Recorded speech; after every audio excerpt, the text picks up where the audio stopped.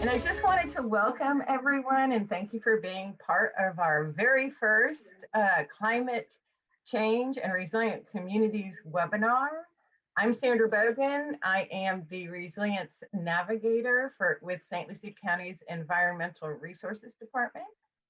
And I know most of you are familiar with the term resilience generally. It's the ability of a person, object, or community to withstand or bounce back from stressors or unexpected events. But from a community perspective, resilience is about reducing risk to people, the economy, and the environment from extreme events like tropical storms and hurricanes, and from chronic stressors that we're beginning to see from climate change, including rising sea levels, increased flooding, and warming temperatures. You could say that our resilience was tested over the past year with our shared experience of the pandemic and the unusual and novel impacts it had on our neighbors and on our communities. And so, like the pandemic, responding to the local impacts we're seeing from climate change and those impacts that we anticipate experiencing in the near future, it will require us to look at the resilience of our community in a different way than we're used to. For instance, we know how to prepare, withstand, and recover from hurricanes and tropical storms and recover from them pretty quickly. We are good at that. But local impacts from climate change are not only those extreme events that just move through, move on and move through quickly and we get straight to recovery phase. It also includes those chronic, more long-lasting stressors, like sea level doesn't go down fast, or the temperatures are not going to decrease. It's almost the new norm. And so we have to just really look at a lot of aspects in our community through a resilience lens. Ultimately, the purpose is to protect the health, safety, and welfare of people and our community. So in case anybody doesn't know, right now, St. Lucie County, Port St. Lucie, Fort Pierce, as well as St. Lucie Village are working together to develop a community-wide resilience plan to effectively and proactively as we can be at this point, take steps to reduce our risk from local climate change impacts. But climate change is really complex. It's a complex issue, and it's a government cannot do it alone. And so it will require a lot of involvement from citizens and leaders in our community, citizens and leaders like you. And I just want to, point out that there really is good news too. Relative to a lot of other areas and a lot of other communities that have large metropolitan communities right on their waterfront, or they don't have land, or they just don't have the room to sort of redevelop their communities, St. Lucie County is actually in a pretty good position if we get out in front of this to succeed in this mission. And unlike counties to the south of us, we also have a little time to get it right. But we have to start now. And, that's why we're really happy that you joined us today, because this is the first step in starting the conversation and creating a vision for a resilient and thriving St. Lucie community well into the future. And with that, we have a really great lineup today. I just kind of want to review what the day looks like and what you can expect. We have several speakers. We have a very, very short break in between in case anybody wants to grab a drink. And we're going to use the chat room, and hopefully everybody knows how to get to their chat room. Oh, I see it. I see my little closed caption. Everybody knows how to get to the chat room. You can type questions and comments in there anytime. After each speaker, we'll get through as many of those questions as we can. and also at the end, we have a pretty packed schedule, but if we have any time at the end, we will also try to continue the conversation at the end. And so with that, I'm very happy to introduce our first speaker. It's Natalie Friendberg. She actually put this awesome series together. Natalie is the education coordinator at the Oxbow Eco Center. She creates and implements environmental education programs for youth and adults, including Oxbow's premier education program, the St. Lucie Water Champions, which this series is a part of. Natalie has her master's in environmental education from Florida Atlantic University and a bachelor's degree in environmental science and anthropology. So a lot of interesting information there. So Natalie, thank you. And I'm going to turn it over to you. Thank you, Sandy. And hello, everyone. My name is Natalie Friendberg, and I'm the Education Coordinator for St. Lucie County's Environmental Resources Department. Thank you for joining us today for the Resilient St. Lucie webinar series. This is part 1, Climate Change, a Water Story.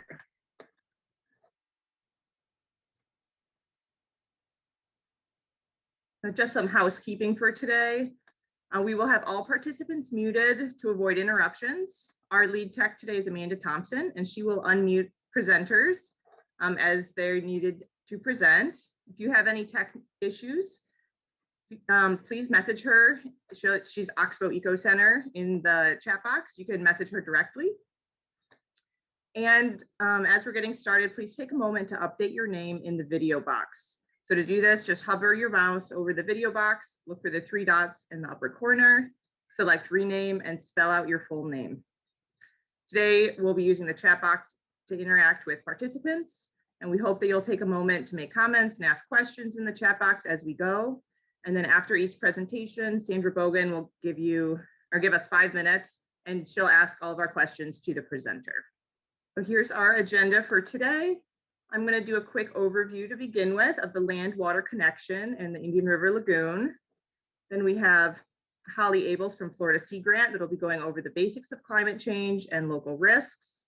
Around 2 p.m., we'll have a 10-minute break for us to go to the bathroom and get a drink or a snack if you need it. Then we have Kathy LaMartina from South Florida Water Management District talking about water management and a changing climate. And then we're going to round the afternoon out with Amanda Thompson from the St. Lucie Environmental Resources Department with a groundwater model demonstration.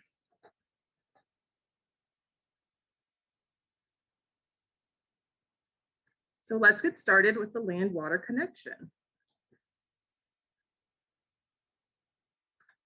So why are we here today? This webinar series is about resiliency in St. Lucie County in the Indian River Lagoon estuary. But to learn to be resilient, we have to understand the issues. Let's face it, all of our waterways are plagued with impaired water quality, modifications to their basins, a loss of critical habitats, and the growing risk of climate change and sea level rise.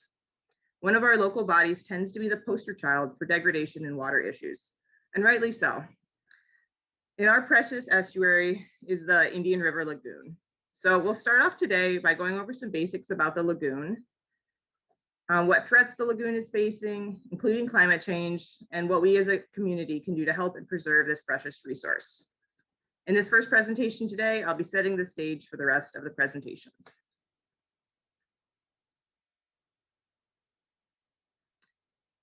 So here we have our Indian River Lagoon. The Indian River Lagoon runs along Florida's eastern coast. It's about 156 miles long, spanning 5 counties. And the lagoon watershed covers over 2,000 square miles of land and spans 353 square miles of water. Its width varies from about a half mile in some places to 5 miles across in others, and its average depth is only about 4 feet. It is considered to be an estuary because it is where the fresh water from our rivers meets the salt water in the ocean, and it mixes to form brackish water. And there are 5 inlets along the lagoon where it connects to the ocean. It's comprised of 3 main sections. So if you look on the map, we have Mosquito Lagoon in the north in red. We have the Banana River in yellow.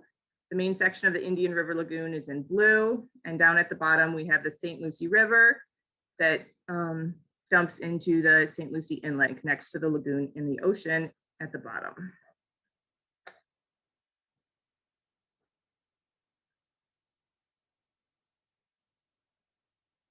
The Indian River Lagoon is an ecological treasure. It's one of the most biodiverse estuaries in North America.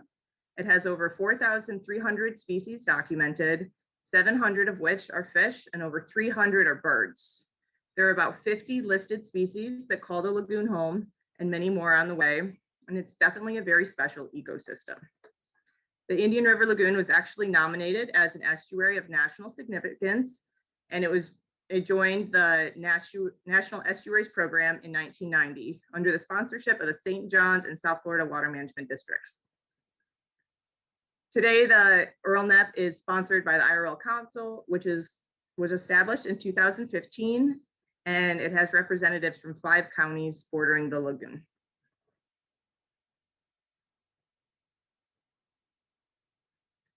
In addition to being an ecological treasure, the Indian River Lagoon is also very valuable to our local economy. It is an economic driver for the 5 counties that border it.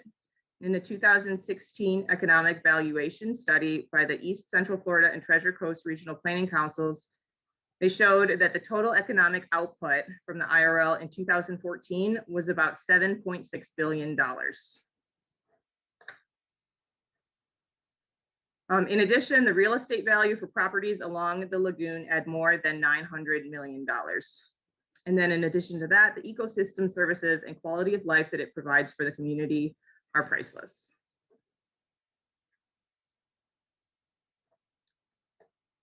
Although the Indian River Lagoon is so valuable environmentally and economically, our local communities have not always been the best stewards of this ecosystem, and it's a system in decline. We are seeing a decline in the overall health, warming waters, reduced water clarity, harmful algal blooms, declining habitats and species populations, and the accumulation of muck. We're also seeing animals getting entangled and ingesting plastic pollution in our lagoon. So what are some of the main causes and threats?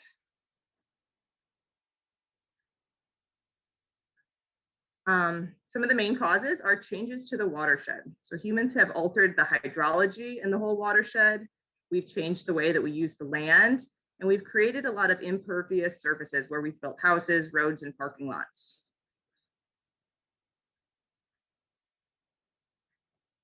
We've also been altering our ecosystem through point and non-point source pollution.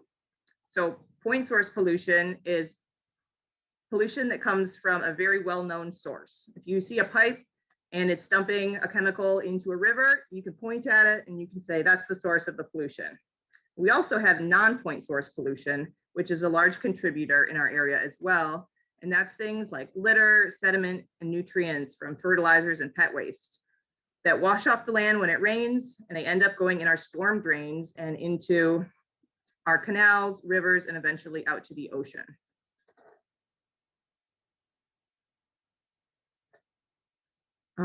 These are what seem to be the biggest players, but are there others? Yes, of course there are. There's also ocean acidification, pharmaceuticals, pesticides and other chemicals, heavy metals, but these are just some of the biggest threats to our watershed.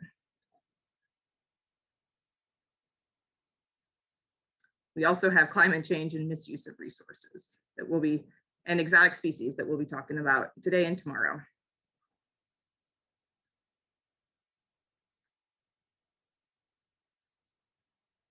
So here we have a diagram of our Indian River Lagoon watershed.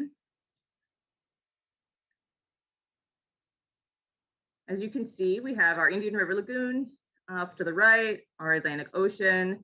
You can see the St. Lucie River, and then there's a lot of different canals that are labeled on here connecting to the St. Lucie River and to the Indian River Lagoon.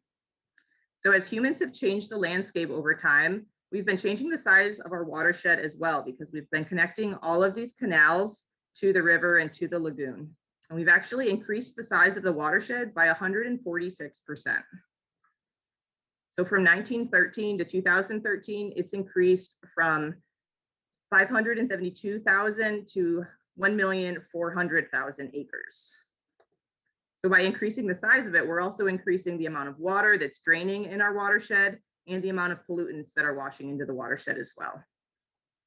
Here we have downtown Fort Pierce. So you can see on the left, we have some very dense development in downtown Fort Pierce. It's pretty light because there's lots of impervious surfaces like buildings, roads, and parking lots. We can see our canal here. That's the C-25 that outfalls into the Indian River Lagoon near Wesley's Island. We also have the Fort Pierce Inlet going out to the Atlantic Ocean.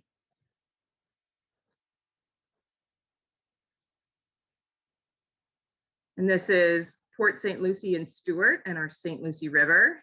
You can also see that there's some very dense development happening in this area along the St. Lucie River's North Fork. And that's the lighter areas. And we do have some darker areas that are preserved lands as well, and public lands. And these act as buffers for the water. So an example of that is the Oxbow Eco Center Preserve.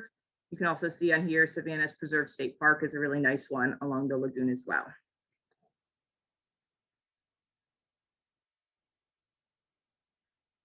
So one of the big issues that we're having with pollution is sediment pollution.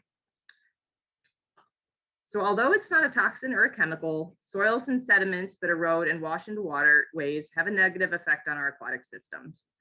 Fine, lightweight particles often stay suspended in the water, making it turbid or decreasing the water clarity. These sediments also cover and kill aquatic vegetation like seagrass, and they can end up on our coral reefs as well and cover them. This sediment can contribute to the muck issue that we have. If you look in these photos, you can see examples of the muck from our lagoon. And when we end up with large quantities of mucks on the bottom of the lagoon, it changes the properties of our benthic environment, and it cascades the effects of this into the benthic fauna and up the food chain.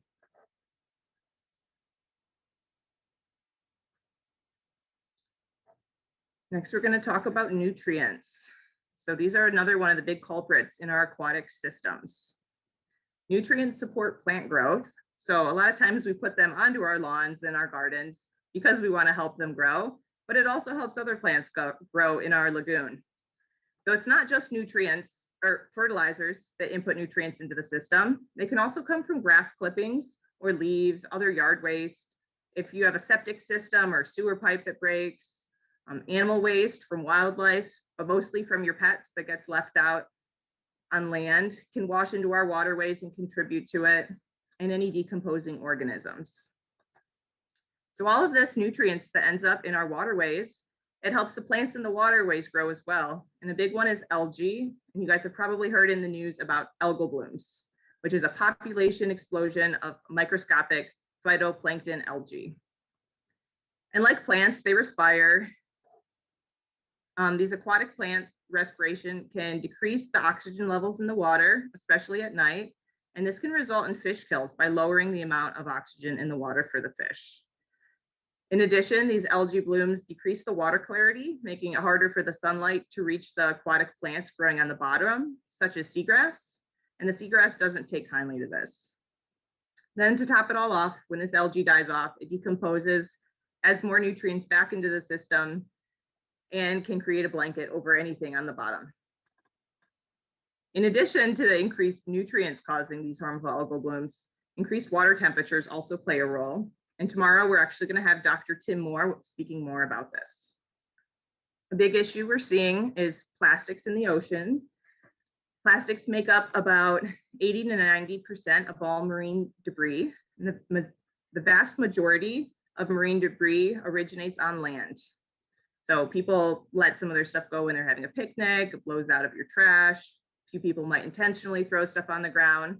And even though you're putting it on land, eventually it's going to make its way into our waterways.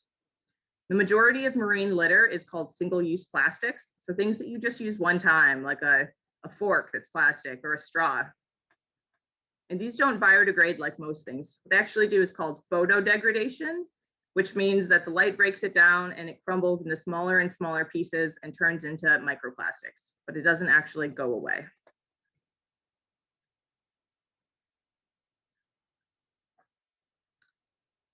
Now, one of the main topics we're going to be talking about in this webinar is climate change and sea level rise. So like Sandy talked about earlier, We are going to be seeing some impacts of climate change and sea level rise in our area, but they're not nearly as intense as what they're going to be seeing down in Broward County and Miami and the Florida Keys. On average, St. Lucie County is about 60 feet above sea level rise, or above sea level, which is great. But again, that's an average. That's not everywhere in the county. Fort Pierce and Port St. Lucie are more like 16.4 feet above sea level, and Stewart on average is about 10 feet above sea level. So if you look at the map in the top right corner, you see some orange that's highlighted. That's all the areas that are less than 3 feet above sea level rise, or above sea level. So really our coastal areas and around the St. Lucie River are the areas that will be impacted the most. And in the short term, it's projected to be between 10 to 17 inches by 2040. We'll definitely be seeing some changes to our waterways and aquatic ecosystems. So we've talked a lot about the threats and issues with our waterways. So let's talk about some solutions. We don't want it to be all doom and gloom today. Alone, we can do so little, but together we can do a lot. So let's see what we can do. One that I really am passionate about is reducing single-use plastics. So as you're going through your day, think about everything that you're using. For me, I like to focus on, like, if you get a Gatorade, that's something that you get every day and you use it once, and those have a huge impact. So if you just think about subbing out some things in your lifestyle, it can really decrease your impact on our aquatic systems. Also with fertilizers. In Florida, with a lot of our plants, it's not really necessary to use them. We have some good nutrients in much of the soil in Florida.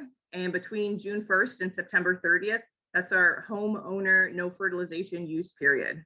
If you really think that you need to use fertilizer, make sure to get it tested by University of Florida to see if you're lacking nutrients in your soil. And then during October 1st to May 31st, there are still some restrictions on the fertilizer you're allowed to use. So make sure you look up your local fertilizer ordinances and buy your fertilizer accordingly, or just don't use it.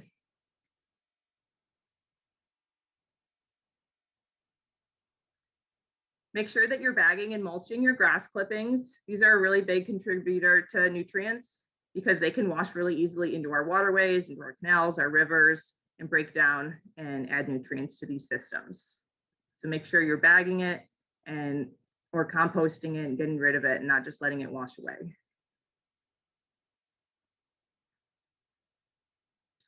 To help trap some of this stuff before it makes it into our waterways, it's great to create living shorelines and buffer zones. So if you have your lawn mowed and you have a canal in your backyard, give yourself some room, give yourself a few feet before the water and runoff makes it into your waterway so that it can trap any yard waste, any fertilizers, and it can absorb it, slow it down before it gets into the water. This is a big one and an easy one. Pick up after your pets. If you think about it, the animals that live here, they eat food in the forest, then it goes through their systems, they go to the bathroom, and it gets absorbed by plants, and it's a closed system. The nutrients just cycle around and around. But with your pets, they're not eating things that come from your backyard. You're importing food from somewhere else.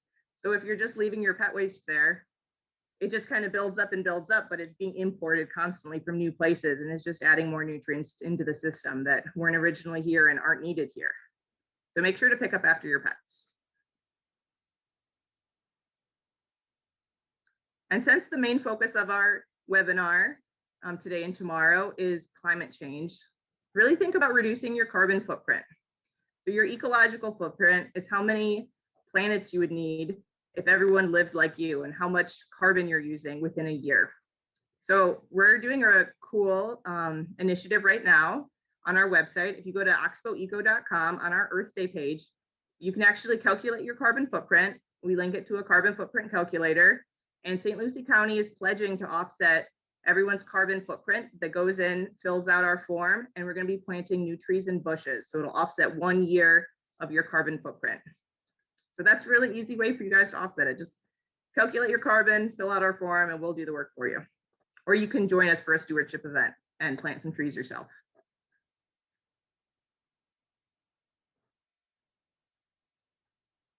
Next, your voice is really important. Make sure that you're using it, you're talking to your community members, and also voting and supporting land acquisition, supporting stormwater improvement projects, and educating your neighbors, friends, and family about some of these issues. And lastly, we encourage everyone to volunteer, get involved with some of the things we have going on. So at St. Lucie County, we have about 30 different preserves, and we do restoration projects, cleanups, have citizen science projects you can help with, and outreach and education as well.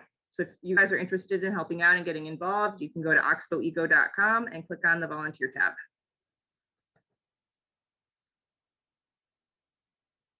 If you want to learn more about some of these issues and resources, go to stluciewaterchampions.com, check out the IRL Council, savetheirl.org. And again, I'm Natalie Frenberg. If you guys want to get in contact with me, I'm at the Oxbow Eco Center, and here's my email.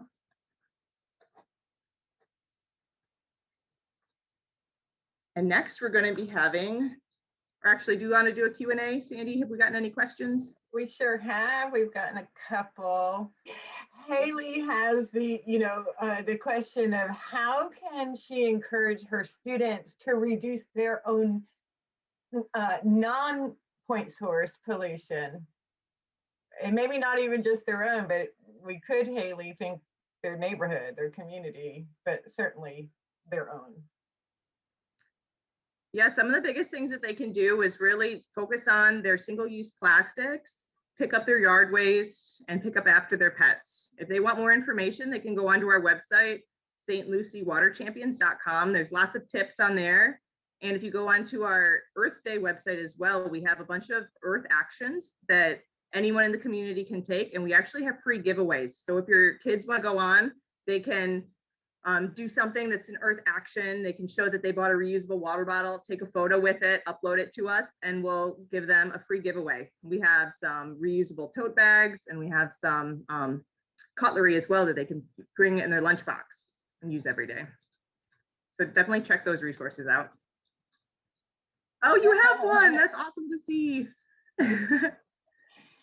And you know, one of the things, and if anybody wants to add in the chat box too, I'm not sure how to unmute everybody, but you can just ask their questions. Yeah. So one thing, Haley, that I was with the Oxbow for a long time before I took this new position, but one thing that we would do is like kind of have, okay, here's a candy wrapper and here's an aluminum can.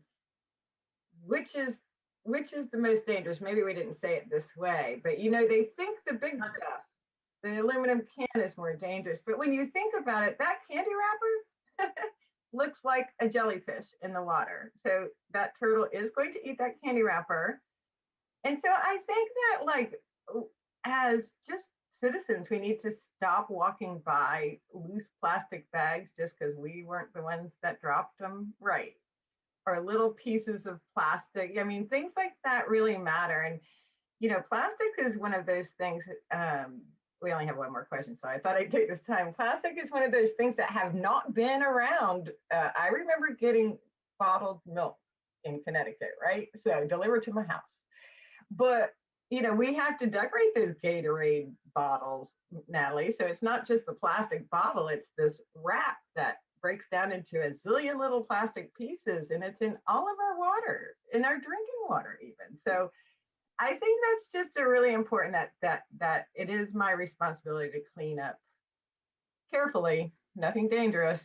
I actually was just speaking with my students about being careful what kind of acne products and body wash products that they use, because microbeads are microplastic as they are already produced. So in order for them to reduce their plastic intake, they also have to be mindful if there's any plastic actually in their stuff. And sorry about the background noise. Oh, it's okay. Yeah, some soaps they'll have like a pearly glisten to them, and they actually just put plastic into the soap just to give it that look. There's no actual beneficial reason for it to be in there. So that's a great thing to look at your labels for. And like as they're getting older and buying more things, just try to sub out. Like if I go grocery shopping and there's two products that are super similar and one of them has a glass bottle and one of them has a plastic bottle, I'll pick the glass one because it's easier to recycle and breaks down easier because you can just break it back down into sand. Yeah, it starts with the buyer and then also recycling. I'm sorry, passing things on, before you throw something in the garbage, could it be used by somebody else, and taking that time to do it. Haley also just wanted to confirm that the plants that were going to be given away for the reduction of your annual your 1 year carbon footprint are natives. And I didn't even have to ask staff, but that was a definite yes. And then I see Diane Goldberg, who's awesome. And she said, I'd be glad to give away native plants. And she has her phone number and her email in there. Tell their parents to plant natives and not use fertilizers was part of the answer from our group. And I did also, thank you, Kara Gilmore, Team Orca, both the Oxbow Team Orca and several organizations in the community have some amazing resources for teachers, like online Orca, which if you're not familiar, Haley, is Ocean Research and Conservation Association. They have some great opportunities for stewardship. So our next speaker is Holly Abels. She's been with Florida Sea Grant Extension Agent for the University of Florida IFAS Extension Office in Brevard County since January 2010. She has a Master's of Science degree in Environmental Science from Florida Gulf Coast University and a Bachelor of Science in Marine Science from Long Island University, Southampton College. Her extension programs include teaching the Florida Master Naturalist Program, working with communities to address climate change and sea level rise, working with volunteers on projects like the Florida Horseshoe Crab Watch, and she'll be giving a presentation today on the basics of climate change and impacts in Florida. So thank you so much, Holly. Glad to have you. Thank you. Thank you for having me. I really appreciate it. Yeah, so I am in Brevard County, so just a couple counties north of you guys. But I do really love St. Lucie and the Stewart area. I have some friends that live there. So thank you for having me here today. I'm just going to jump right in, get us started. So if you want to put in the chat real quick, and I have the chat open so I can see what you guys say to this question, but I just wanted to know what one word or phrase you think of when you hear the words climate change or global warming. I'm going to look back at that as I move forward in the presentation. So like Natalie said, I'll be talking about kind of climate basics and a little bit about local risks. But first I wanted to make sure that you guys understand the difference between weather and climate. So we know that weather and climate aren't the same thing. Weather is what is happening outside your window right now. So this is a picture I actually took this morning when I got to work of what it looked like outside. It's pretty cloudy, right? So the weatherman told me today that there was, a 50% chance of rain. So I brought my, raincoat with me to work. And it was going to be maybe a little bit cooler today than it was earlier in the week. So really weather is just what's going on outside. It can change from minute to minute, as we know it does here in Florida, right? So we can have a thunderstorm pop up at any time. And it's really just the short term. You kind of know what's going to happen today, tomorrow, maybe the next day, right? But climate is actually the average of many years of weather observations. So we're thinking long term, and in long term in climate speak, as is really meaning 30 years or more. So we're looking really, really long term. We're covering a wide area. And so it's not just what's happening in your city or your county at one time. And then we're taking into account seasonal changes. So I'm going to also talk in a little bit about climate normals, because there has been some news lately about updating of climate normals. And so there's several factors that go into climate and what affects climate. So we have abiotic factors, and abiotic meaning non-living part of an ecosystem that shapes the environment. So things like volcanic activity, solar radiation, topography, ocean currents, stuff like that. And then biotic factors is a living organism that shapes its environment. So we have here transpiration, respiration, photosynthesis, decomposition, digestion. So those are things like related to plants. So photosynthesis, decomposition, bacteria. So these are living organisms that are affecting our environment and the climate. And many times when we talk about climate change, I think a couple of you put in here about carbon emissions. Yeah, so we hear a lot about greenhouse gases when we're talking about climate change. And these are the 4 greenhouse gases that you probably normally hear about when we're talking about the climate. These occur naturally in our Earth's atmosphere. It's actually really important that we do have these greenhouse gases in our environment. And we usually talk specifically about carbon dioxide, usually when we're talking about climate change. But I want to make sure that you guys understand the greenhouse effect. So this is without greenhouse gases, so the ones that I mentioned in the slide before, Earth would be a frozen world. We'd probably be more like Mars because these greenhouse gases actually trap sunlight that hits the Earth and it reflects it back, causing the Earth to warm. And this is what makes Earth habitable. This is why plants and animals, are able to survive and thrive on Earth, is because of this greenhouse effect. And so sometimes this is referred to in like the education circles as a heat trapping blanket. So that's kind of like an easy way to help understand, what the greenhouse effect does and how important it is to life on Earth. But too much of those greenhouse gases like carbon dioxide in the air does make the Earth get warmer and warmer. So this increase of these gases is what's warming the planet because of this greenhouse effect.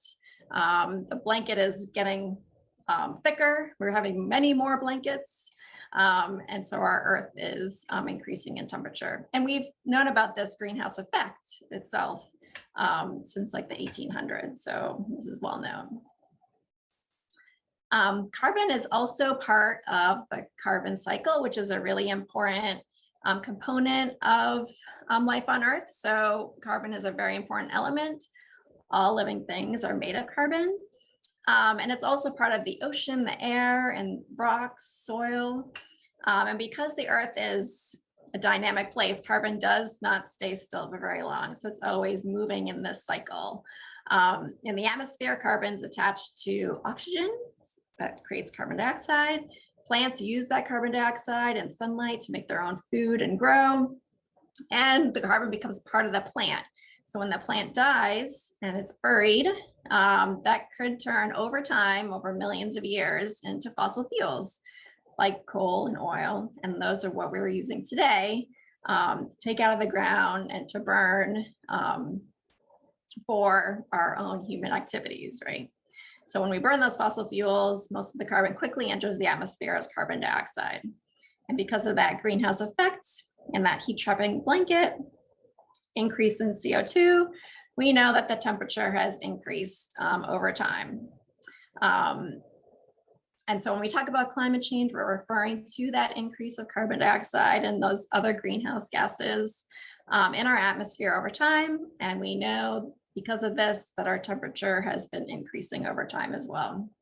There once was a time, when my career, when I first started getting into science, that, the idea of reaching 350 parts per million of carbon dioxide in the atmosphere was something that we had to stop, right? But now we're way past that.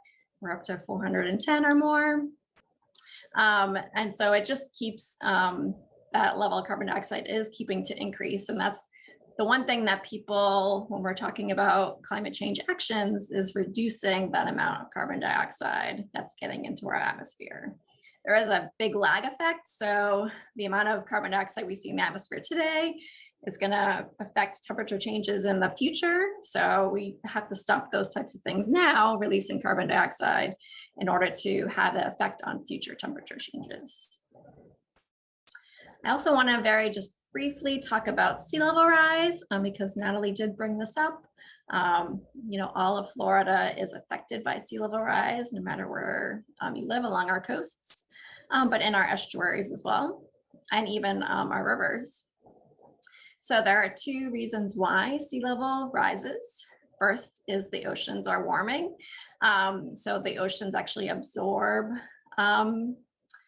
temperature and CO2. So they kind of absorb some of that heat. And as water warms, it expands. So this is just basic, I guess, physics. That happens. And the other reason why sea levels are rising is because of melting land ice. So glaciers, ice caps, ice sheets.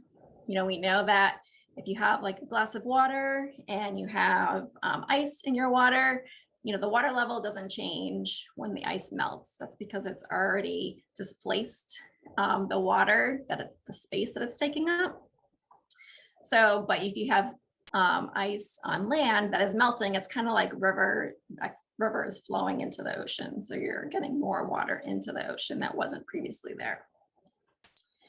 Another thing about sea level rise is that it doesn't, or I'll talk about that in the next slide, but I just want you to remember these two kind of different components. Another thing about our oceans taking in heat and increasing in volume is that we actually would see a large and a greater effect of temperature in our atmosphere if our oceans didn't absorb some of that temperature already. So we could be much warmer without our oceans. And there is a lot of discussions and research and science going into, you know, trying to figure out how much more the oceans can actually take in on both carbon dioxide and, you know, that temperature. It's definitely an unknown as how much the sea level will rise if more and more land ice melts. So we've been measuring over long periods of time sea level rising. So we've used tide gauges in the past. Now we have satellites that can also do the same thing, measure that sea level rise over time. One important thing to note about sea level rise is that that sea level doesn't rise evenly around the world. So the amount of sea level rise that's going to happen in Florida or in, you know, Southeast Florida and St. Lucie County is not going to be the same amount of sea level rise that's going to happen in, say, New England or California or Hawaii or, you know, other countries. So for instance, places along the northern Gulf of Mexico, like the Louisiana area, sea level is rising much faster there, mainly because the land is sinking. So because of fossil fuels being taken out of the ground, the land is actually sinking because of that loss of those fossil fuels. And so sea level is rising really fast there. But in other places like Alaska, the sea level is not rising very much, or it's even the sea level is getting lower. So it's kind of a decrease in sea level versus a sea level rise. And that's because the melting glaciers, ice and rock and everything is so heavy that when it melts, it actually causes the land to kind of bounce back up. And so the land is actually increasing in height instead of sinking. So you don't see a greater level of sea level rise in a place like that. But on average, the global sea level for the globe has risen about 8 inches since about 1900, and with about 3 of those inches just occurring within since 1993. So at our current rate, we increase sea level about 1 inch per decade, a little bit more than 1 inch. And so we know that our communities, our natural resources, our infrastructure are all going to be impacted by climate change and are already being impacted. So this is something that is occurring today and has been occurring. So it's not something that's in the future. This is something that's happening now. And there's a lot of different effects that are going to be occurring and continue to occur because of this. So one of the things I wanted to kind of go back to is those climate normals, or the observations of weather that we see over long periods of time.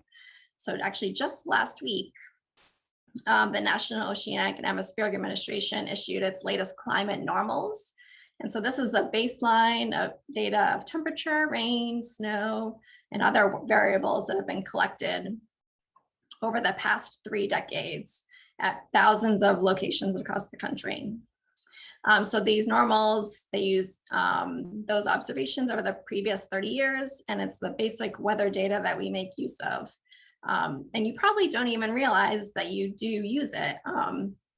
One small example of this is that, so how we know that yesterday's high temperature was above or below normal. So anytime you like hear the weathermen say, you know, today's temperature is going to be 5 degrees above normal for this time of year. So now that normal is going to be higher. So it's going to be based off of hotter temperatures in the temperature range. So you can see over time how much that normal has changed. And so we're seeing hotter temperatures, and that new normal is just hotter. And it will continue to be like that into the future, because almost every year is hotter on average than the year before.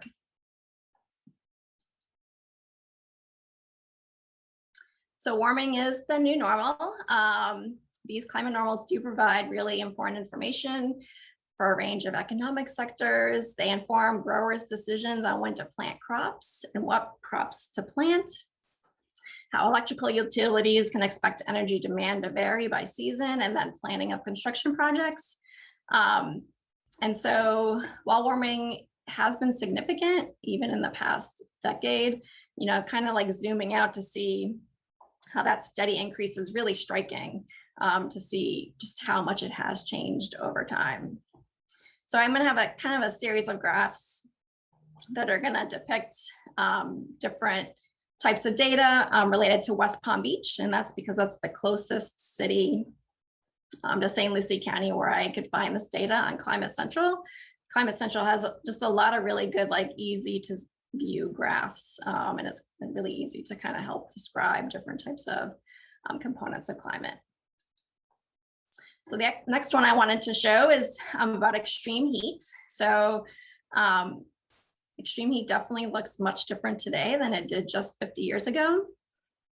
Of the 242 cities analyzed by Climate Central, like 59% of those experienced 3 or more additional days of extreme heat.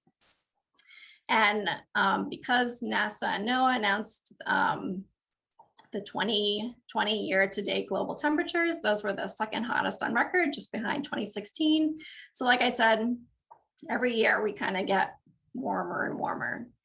And why this is important is because extreme heat is dangerous. So it's the top weather killer, and is especially difficult, especially this past year, to shelter from extreme heat.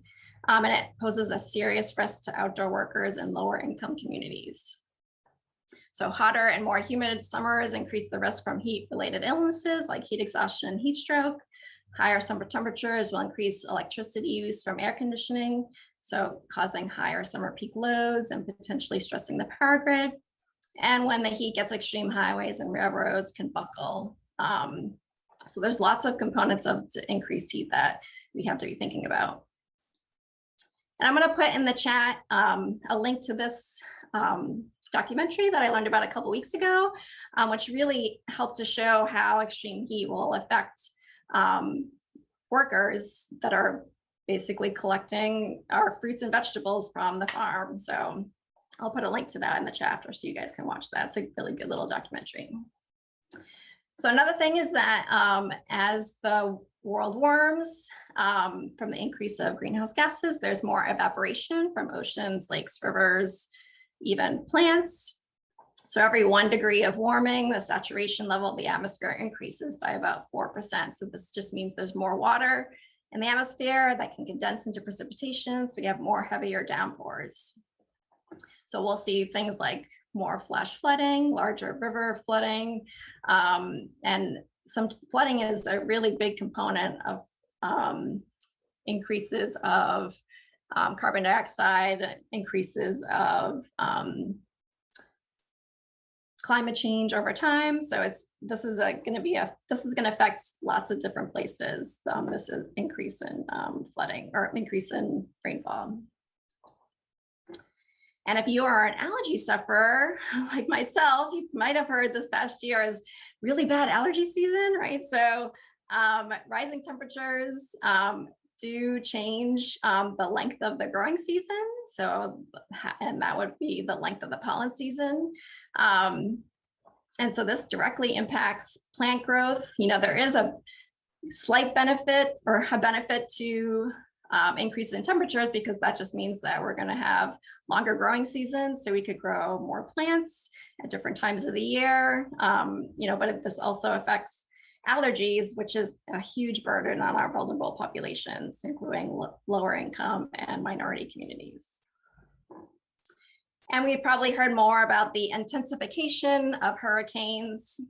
And so we'll see maybe not necessarily more hurricanes, even though we did see a lot of hurricanes in the past couple of years, but that we'll see hurricanes that are much stronger. So intensification is going to occur much more readily as we move forward. And every year we do see that there's what we would call billion-dollar disasters. Last year, the US experienced $22 billion disasters, and that cost a total of just over $96 billion and 262 deaths. And you can see the different types of disasters that we saw last year. And last year was the kind of the top year of disasters that we've seen over the many years that they've been monitoring this, I think since the 80s. And so just some of the top climate hazards we'll see in our area. Obviously, storms and sea level rise are going to be greater and higher. Ocean chemistry also. So I'm not going to even go into ocean acidification, but that's a whole nother topic. And that heat waves and water deficit. So a lack of fresh water is going to be a big component as we move forward as well. So we already are seeing so many impacts and challenges. We're going to see more of that, but there is hope, right? So Natalie has already talked about different things that you can do, and I'm sure as you see other presentations, there's going to be more discussions about adaptation and mitigation and just what everyone can do to help lower their greenhouse gas emissions. So you do have a voice, and your actions do matter. These are just a couple of things that you can do, and I'm sure many of you are already doing these things. Reduce, reuse, recycle, refuse, be green in your yard. Think about the choices you make as a consumer. Solar, fuel efficient vehicles, all those types of things, are going to really help in the long run. So individual actions do matter. And it's not too late to plan. So, some of the talks you'll hear today and tomorrow, we'll talk about that planning. It's not an insurmountable problem. So there are things that we can do now to adapt and mitigate for climate change. And the decisions today can deliver socioeconomic, built and natural systems that withstand change and improve quality of life for everyone. So there are lots of solutions to our climate change problem. They're in crisis. And that's all I have. The first question that came in was from Diane Goldberg when we were looking at sea level rise. 1 inch per decade doesn't sound like much. How much worse is it during super tides? Oh, yeah. So I didn't even talk about high tide flooding. So I know 1 inch doesn't seem like a lot, but Florida, as Natalie mentioned, is a very flat place. So an inch can extend for a long period of time. So it's just even a small incremental increase will affect us. And what happens during the super tides is that there's just more of that water, coming in. So even with that, just 1 inch of sea level rise that we've seen, with more of that water, that's why we see just more flooding, during that super tide events. And it's just going to get worse and worse over time, unfortunately. Okay, thank you. And then Sarah asked, why would there be less storms in 2050? Yeah, I saw that when I saw the West Palm, and I'm not sure.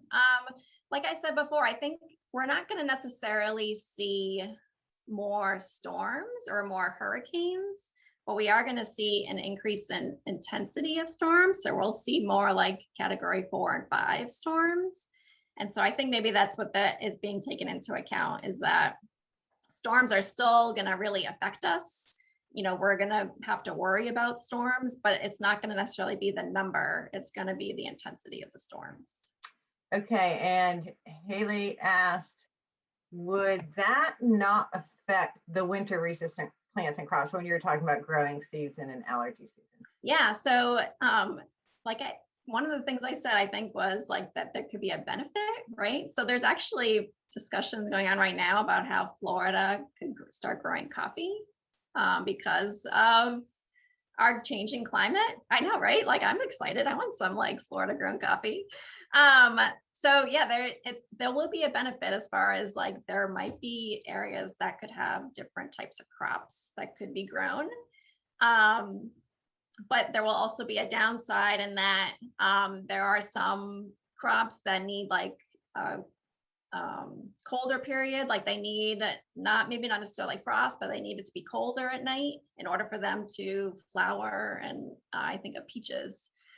So they need like there to be some cold in order for them to have flowers that can be germinated so that peaches can grow. And so there will be probably a detriment to those plants. So there might not be Georgia peaches someday, right? Because it'll be too hot, for peaches to be grown in Georgia. So it might be North Carolina or South Carolina peaches, right? So it goes either way. So there'll some plants that need the cold will have to be grown in higher latitudes. Some plants that need more warmth might be able to be grown in higher latitudes. There will be longer growing seasons. Yeah, so there'll be winners and losers, definitely. And I think Diane Goldberg does not want to take a break because she wanted to know about, don't we all have to worry about saltwater intrusion in our shallow aquifers the closer we live to the coast? Yep, so that's a great question, Diane. So that Florida has a limestone topography, right? So underneath us, it's basically all holes, so yeah, we will see more of that saltwater intrusion. So we'll just basically see the push of saltwater pushing in and moving the freshwater more inland, I guess you could say. And so we might have to dig deeper and deeper for fresh water, which costs money, and we won't be able to use those more shallow, aquifers. And yeah, that's going to affect not only the coast, but people inland as well, right? Depending on where your water source comes from. So yes, good point, Diane.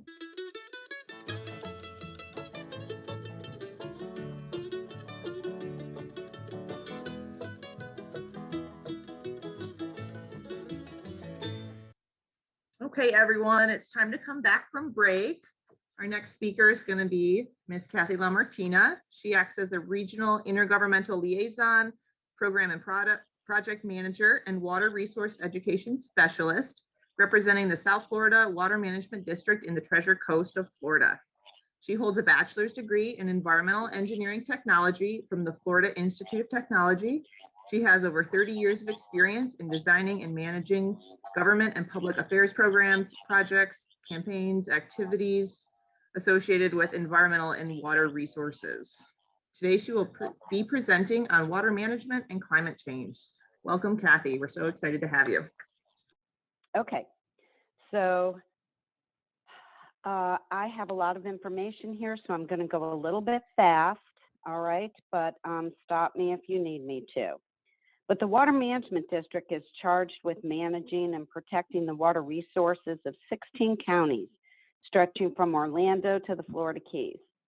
Okay, over the last 70 years, as South Florida's population's grown, the district's primary role of providing flood control has expanded from operating one of the largest water management systems in the world to now including restoring the Everglades, improving water quality, and protecting coastal estuaries.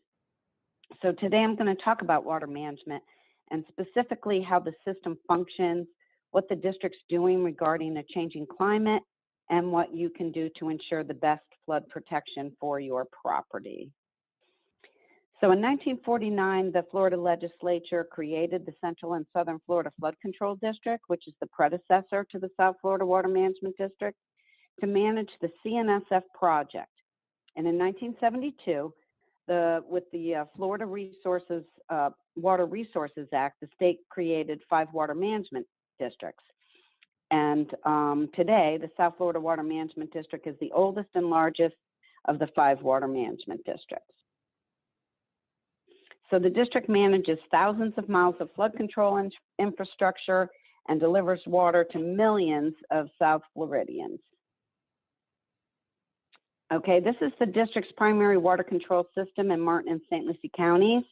The area is broken into individual drainage basins that are associated with the C canals. Here's the 25, the 24, the 23, and the 44. Okay, the area's connection to Lake Okeechobee is through the C44, and the C23, 24, and 25 canals are not connected to the lake. They are individual basins within the region. This slide is the coastal weir, which is the S48 structure along the C23 canal by Murphy Road. The elevation of the weir is 8 feet. Downstream of the weir is tidal, so the weir acts as a saltwater barrier for groundwater supply in western Martin County. This is the S80 structure at the locks off of State Road 76. One thing to note is that when this structure is open, it does not necessarily mean that water is being discharged from Lake Okeechobee. This structure's main purpose is to manage water levels in the C44 basin in western Martin County. So most of the time when this structure is open, it's just moving water away from the basin for flood protection, not from Lake Okeechobee.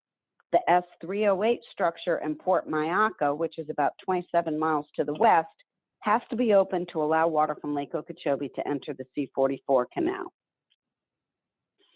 So where does all the stormwater come from? It's the water that flows off the land because it has no place else to go. Open pervious land, such as this here, provides water with several options.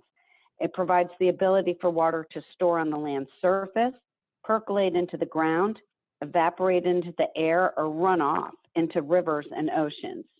But after land is developed, pervious or open land is depleted, and the increased amount of impervious surface cannot store water, cannot allow water to percolate into the ground, so most of the water runs off, delivering more water faster than what drained naturally to the rivers and oceans. And this water carries sediment, chemicals, nutrients, and trash with it. So what happens to all this excess runoff? Well, it's very important to know the flow or know where your runoff goes and how it gets there. Why? Because we all have a role to play in preparing for storm season by managing our property to preserve water quality and prevent flooding. And if you understand how the stormwater is supposed to flow, you can let managers know when there's a problem in the system. And if you understand who's responsible for maintenance of the stormwater management system, you can help get problems resolved quickly. So water management in Florida has a 3-tiered system. There's the tertiary, secondary, and primary system.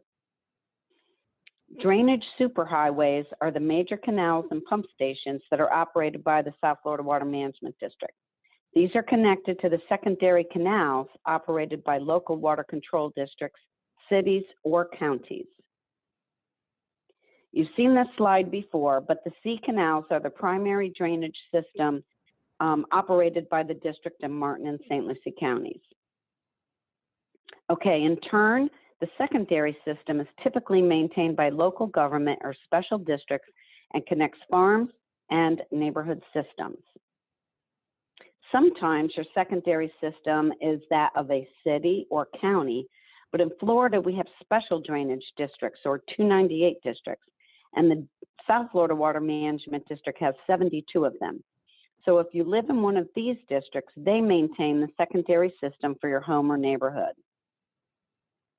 So tertiary systems are those local lakes and ponds maintained by property owners association or neighborhoods. Excess water drains first into swales, ditches, storm grates, and then it flows from this tertiary stormwater system to the secondary canals. Then it's carried to the larger primary canals that lead to regional storage or to the coast. So again, this is just that tertiary system of that three-level tiered system of tertiary, secondary, and primary drainage facilities. Okay, so now you know how the system's connected. So what happens during a storm? Well, in Florida, we have a rainy season and a dry season, and this chart shows that very well. Obviously, the rainy season being basically in the summertime. Floods can happen when large amounts of rainfall occur in a short period of time. Flooding may result from a single heavy prolonged storm, as well as from tropical systems or hurricanes. Another key point to remember is that as the ground becomes saturated with regular rains, there is more likelihood of surface water ponding or standing water in streets and yards after a downpour as the season progresses. The South Florida Water Management water managers and meteorologists closely monitor storms, especially tropical storms and hurricanes, and they prepare the district's water management system for potential rainfall that may impact the 16-county area. If you experience an increasing amount of water, make sure you report the flooding to your local drainage district. You can actually go to South Florida Water Management District's flood control page and type in your address, and that way you can find out the contact information of the correct entity to call. Okay, so all engineered infrastructure is designed to a specific storm event. Roads, neighborhood drainage systems, and even house pads elevations are designed to these specific rainfall events. So a road storm is a storm that is 4 to 6 inches of rain received in a 24-hour period. You can expect to see standing water in yards, swales, and ditches, but the crowns of the road should remain passable. A design storm is that of 7 to 10 inches of rain that falls within a 72-hour period. Roads as well as swales, ditches, and yards flood, but buildings should remain dry. And a 100-year storm is 10 to 20 inches or more of rain that falls in a 72-hour period. Newer buildings are required to be built above this 100-year storm elevation, but many houses and businesses can expect to be flooded. So these are just some of the recent storms that we've had and the amount of rain that has fallen, during these storms. And this rainfall absolutely is above and beyond even some of the 100-year flood storm. So what are we doing about it? Well, the South Florida Water Management District is strongly committed to addressing the impacts of climate change, including rising sea levels, changing rainfall, and flood patterns. Last year, the district hired our first district resiliency officer, Dr. Carolina Moran. Her focus is to ensure that the region's water resources and ecosystems resiliency now and in the future. So resiliency and flood protection. As a key part of its resiliency strategy, the district continues assessing the status of its flood control infrastructure and advancing adaptation strategies necessary to continue providing primary flood protection for South Florida and other mission-critical services. The Flood Protection Level of Service program ensures the regional flood control system provides the desired level of flood protection upstream of the tidal structures in place today and will continue to do so with consideration for sea level rise as well as more intense rainfall events. Resiliency and water supply. As part of its adaptation strategies, the South Florida Water Management District maintains a saltwater interface monitoring and mapping program to determine the approximate location of the saltwater interface. The mapping identifies movement of saltwater inland, which would increase risk to water supply. There was one question. We'll just ask. Haley wanted to know, how did the breakthrough of the inlet benefit our water management? How did the breakthrough of the inlet benefit water management? Yeah. Well, I'm not sure I can answer that question, but I will say that there's two inlets, so I'm not sure if you're talking about the Fort Pierce Inlet or the St. Lucie Inlet, because the St. Lucie Inlet is connected to the system, our system, with the C44, C24, and C23 canals. This Fort Pierce Inlet is only connected to basically the C25 canal. So the St. Lucie Inlet used to be a moving inlet naturally, where it would open and then close naturally. And then, in modern times, they just, they opened it permanently. And so we have that permanent inlet. So actually, it's more of in my opinion, it's more of an environmental change than a water management change. Right. Okay. Right. It's a faster conveyance. Ooh. Okay, Amanda. When they permanently open the inlet, it absolutely changed everything. So. Right. So it helped with flood control, but it didn't help with water quality necessarily. It pushes the water out. Right. I'm not even sure it really helped with flood control, but I don't know. I don't know that. That's more of a historical question that I just don't have the answer to at this time. Okay. And then Diane Goldberg wanted to know, what changes are the water management districts doing to help with climate change? Are you making, you hired a resilience officer, which is fantastic. So maybe we can have lunch. But what are some of the other things that you're focusing on that are specific to climate change? Okay, well, one of the things that we are doing is that we obviously the Comprehensive Everglades Restoration Plan projects will increase the district's ability to manage water for both the benefit of people and the environment. Okay, and the district is supporting additional grant applications to study or I guess investigate the effectiveness of nature-based features such as mangroves at attenuating the effects of storm surge on coastal communities. We are also developing a set of water and climate resilience metrics to track and document shifts and trends in the district managed water climate observed data, and that will help assess current and future climate condition scenarios and help with operational decisions and prioritize resiliency projects. And then last but not least, the district is seeking to work with the Army Corps of Engineers to initiate the Central and South Florida Flood Resiliency Study.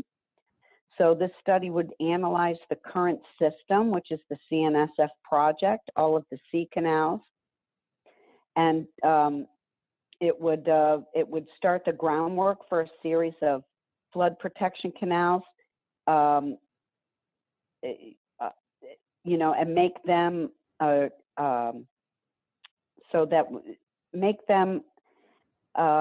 resilient to climate change and sea level rise, and we would assess which infrastructures at the highest risk of impact and vulnerabilities, and hopefully because we are working with the Corps, it would result in actionable recommendations to Congress. So that's kind of the main things that we're doing resiliency wise. Bye. Thank you so much, Kathy. So our next Alrighty, bye. speaker is Amanda Thompson. She's the Senior Land Stewardship and Outreach Coordinator at the Oxbow Eco Center. She's been with the St. Lucie Environmental Resources Department since July 2009. She has a Bachelor of Arts degree in anthropology from the University of Guelph, and she coordinates the St. Lucie Hikes programs, is a lead instructor for the Florida Master Naturalist program, and a certified interpretive trainer for the National Association of Interpretation. Amanda is responsible for educational opportunities and signage at our St. Lucie County preserves, and today she'll be presenting on groundwater and sea level rise. So thank you, Amanda, and welcome. Hi, everyone. I hope that you can hear me okay. So Natalie and I are working in the same office, so hopefully we won't get any reverb, but I'm gonna just step back behind this device here, and I wanted to show you a really cool model that we use for water education. Hopefully I don't fall over the cord. All right, Nat, can you see me okay? I can see Sandy's thumbs up. Yay! All right. So this lovely tool right in front of me is called a groundwater model. And one of the cool things about this is a lot of the times we forget about the water that's all around us all the time, right? So many of us think of surface water, the rain and the clouds, the stuff that you can visually see. But where you're standing right now, where you're sitting right now, is right above water. I hope nobody's tushy got wet. Just thinking about it, right? No. So this is our groundwater model, and what's neat about it is it shows, it took, like somebody took a knife and just cut the earth open and shows you all the different layers that we actually have underground that help filter and clean our water. So one of the big aquifers in Florida is called the Floridan Aquifer, and it actually comes all the way up from the Southern Carolinas down through Alabama and Georgia and down into Florida. And it's a really important groundwater system that we get a lot of our drinking water from. And so this groundwater model gives us a little preview of some of the impacts that can happen. So right now I have this lovely pump in the back. I'm gonna move it back and forth. It does get a little loud, so I'm gonna kind of keep it back over. What's nice about this system though, it shows you in a rain event how all of the water moves through the ground. And then in a drought, when I move the pump away, it creates like a drought system, and we can see how the water level drops.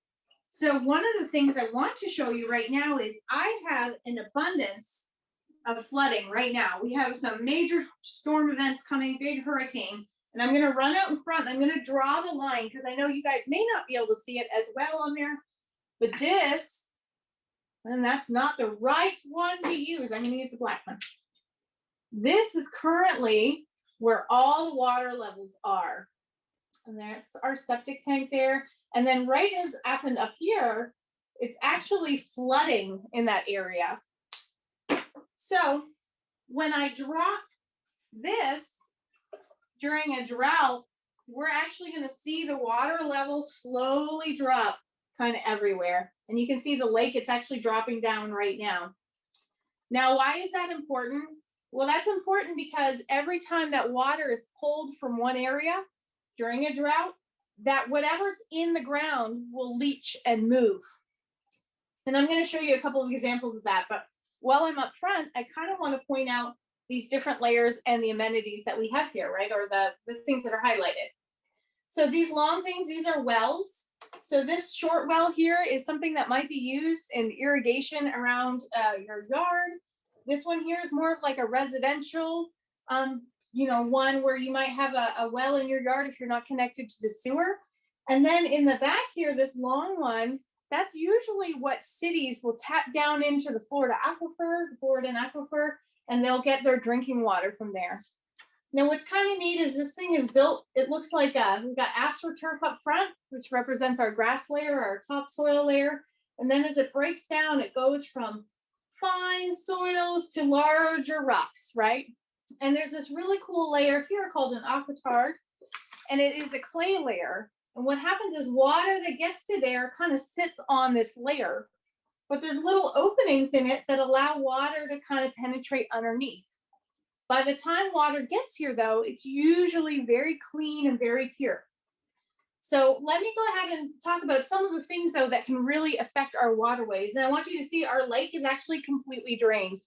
So in a drought condition, and you guys have probably seen that, wetlands dry up, lakes and canals will drop down. But when it is a rain event, it can really flood and make a big impact. And you'll see that here. This is now flooding right up to that black line. So in Florida, our system, because we're so close at sea level, right, our systems are really heavily impacted by just a little bit of water too. So let me go ahead and start showing how we're gonna do this. And I may have to move this out just a little bit so we're not flooding everywhere all the time. But there's a few things that we end up putting on our ground or around our waterways that really do heavily impact. And one of the questions Haley had earlier was about non-source of pollution.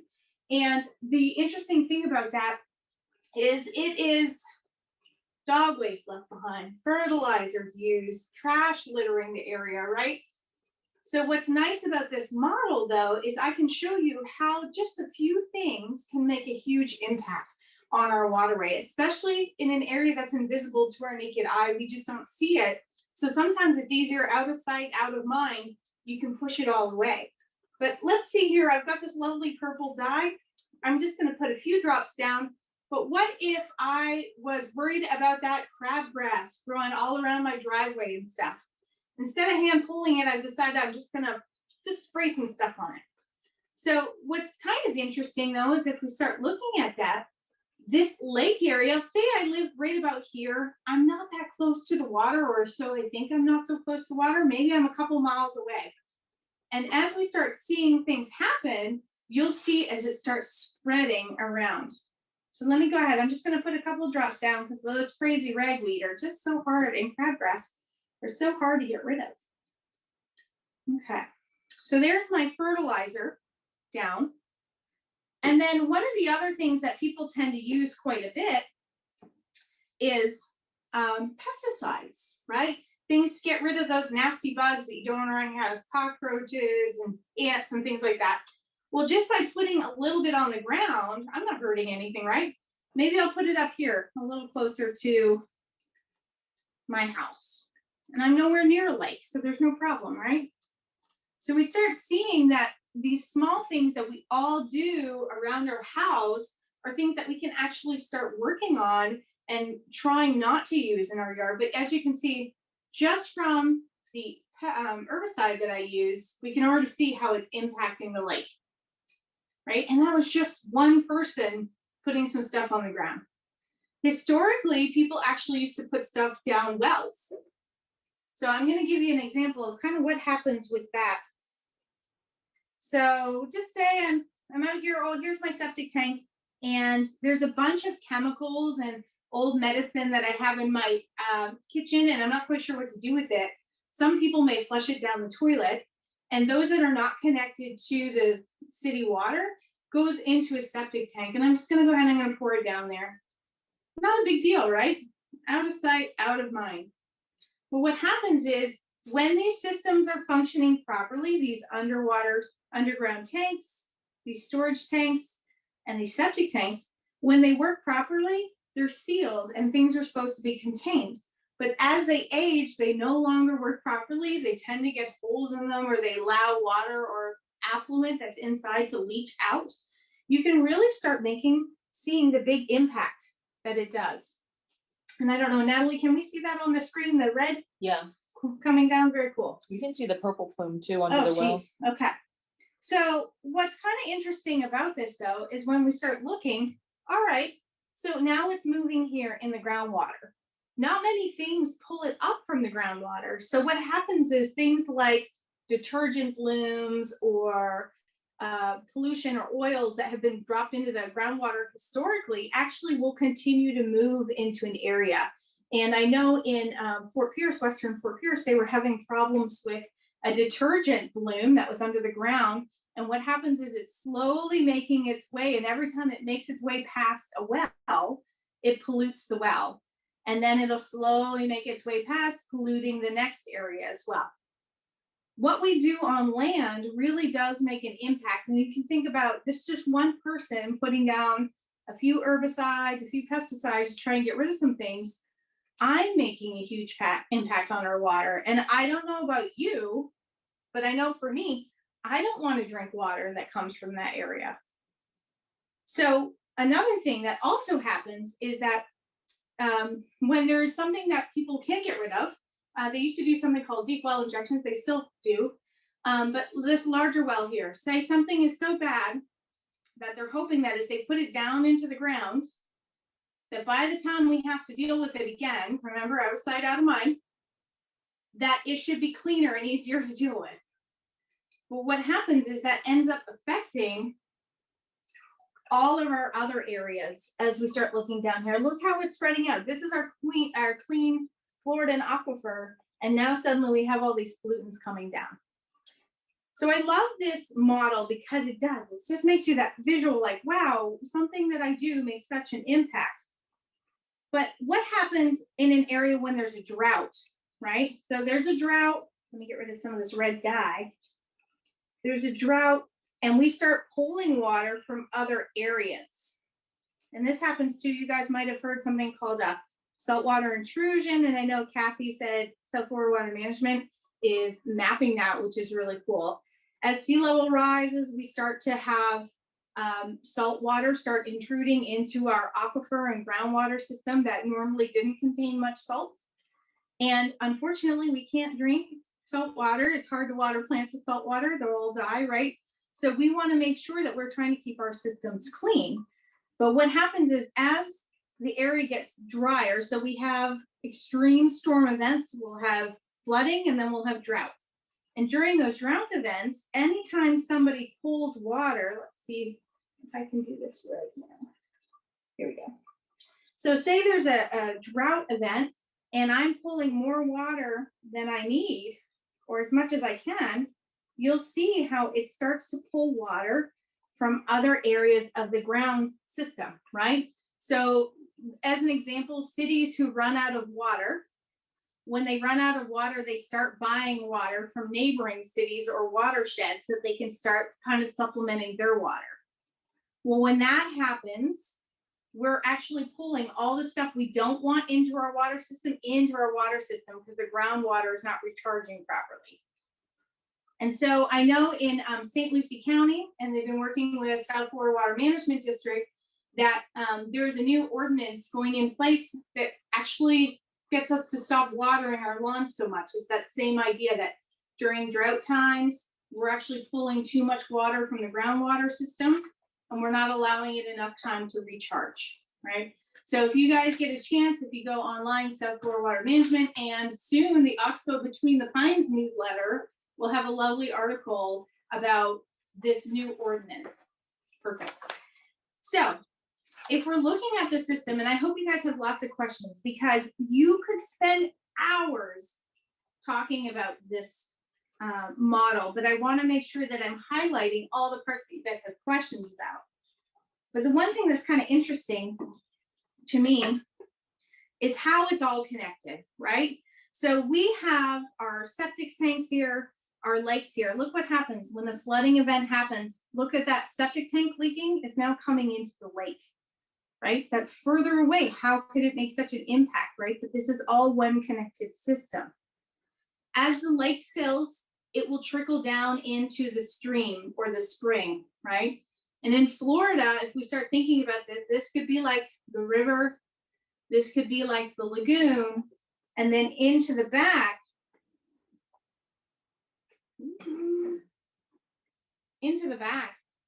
is like the ocean.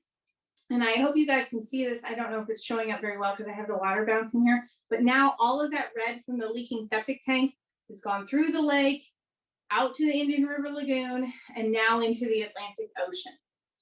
So our water systems are so connected, right? We only have a limited supply of water on the planet that if we pollute some of these areas, we can never get them back.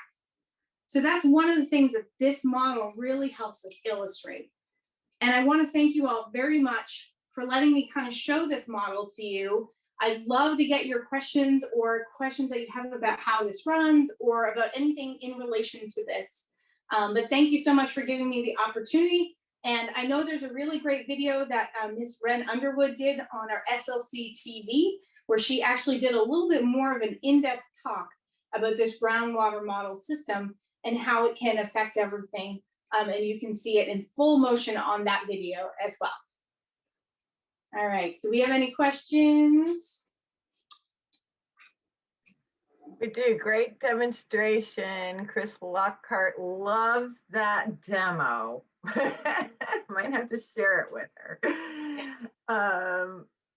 And this is kind of interesting. I wish we still had Kathy LaMartina on the line, because she may have been able to add to this question. From Diane Goldberg, our state legislators want to build deep injection wells to store canal water with runoff from farms, and then retrieve the water later to clean it for drinking water. What problems can this create? So Diane, that's a really great question. And that's something when we talk about this with kids a lot, when we used to do this program, is one of the things is, I think they hope that when they put it in the ground, that enough technology and time will pass that when they retrieve it, they're able to take care of it better, right? The goal is that when it goes into the ground, it gets filtered more, and then we're dealing with less on the way up. But I know Kathy would be a great brain for this, because as far as we're concerned, and all the kids I've ever taught about this, you can't fix something that's too hard to fix right now, 5 years from now, and hope that it's better. Right. So it's it's kind of a scary, very scary thing that's happening. But you have to think about, what are they going to do with all this, heavily polluted waters that are in wells? Like, people used to dump, I know old photography that use heavy metals to produce photos. I mean, they used to just dump that down a well or on the ground. And they've said things about oil changes that are not done properly. Like, one oil change can pollute millions of gallons of water. And that's just from one person dumping it on the ground. So in the long run, yes, it is very upsetting that politicians are starting to push towards this. However, all of this starts with us on our end and doing those small changes around the house, right? And then we can give that voice. These are the things that we do to make the water better. These are the things that everybody needs to do to make our water better. And I want to show you guys again, I just moved it, but Hart Ocean is not looking so good. You guys see how red it is? That's a very red Atlantic Ocean. So, all right, any other questions? I hope, Diane, that helped a little bit, but that's usually how we teach it when we talk to children about it. Well, and I think it's about risk, and there's a lot of unknowns. Right. Obviously, Diane particularly talked about farmland, and in the early days, we didn't require online retention of runoff from farmland. And so it's almost like bulk stormwater runoff, right? So obviously we could try to handle our runoff better, and there may be ways to engineer out of it, but is it good? Is it dangerous? I'm not sure that we know all the answers, because those systems move. That water system isn't contained. It moves, and it moves northwest, and it moves up. But we do have two more questions. Is there a system that can be put into place at a septic system to filter out the overflow before poison gets into the water system? Okay, so that's actually a good question. I've been working with our Pedravis Preserve ATU system, which is an aerobic treatment unit that goes in. It's kind of a step above a septic tank in the world of treatment of effluent, right? All of the waste that goes in there. The problem is septic tanks need to be replaced. The older ones that are damaged, it's really hard to mitigate what needs to be done. And in a lot of cases, the cost for mitigation to try and repair a septic tank is almost the cost of buying a new septic tank. And buying the newer systems, they tend to have those great standards that make sure that any effluent that ever escapes is treated a little bit better. But I know for us, like the ATU unit that we're going to be putting in at Travis, what's neat about it is it has an additional treatment kind of containment area before it gets to the drain field that helps remove excess nitrogens and nitrates and all phosphorus and all sorts of cool stuff. So there's a lot of things that can be done. I know there's areas where they're built like kind of water gardens and swells around septic tanks to kind of help mitigate and stop that flow out. But septic tanks are, they're one that people are working very, very hard. It does cost a lot of money to move them over, but like the city of PSL just worked very hard along the river with a huge grant to convert a whole bunch over from septic to sewer. And that's probably how a lot of these systems are going to end up being, because no matter what happens, whatever goes into a septic tank is going to be held in the ground for the duration of the septic tank. And it's not great stuff we're putting in there, right? So it's better for whatever goes in there to be in a treatment system ahead of time.